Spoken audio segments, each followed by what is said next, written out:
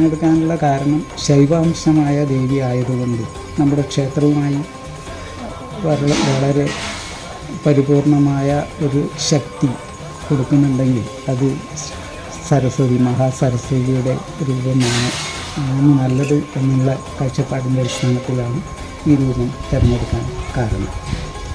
ഏകദേശം ഒരു മാസക്കാലത്തോളമായി ഇതിൻ്റെ പണി ഘട്ടം ഘട്ടമായി തുടങ്ങിയിട്ട് ഇനി കുറച്ച് വർക്ക് കൂടി ബാക്കിയുണ്ടത്ര.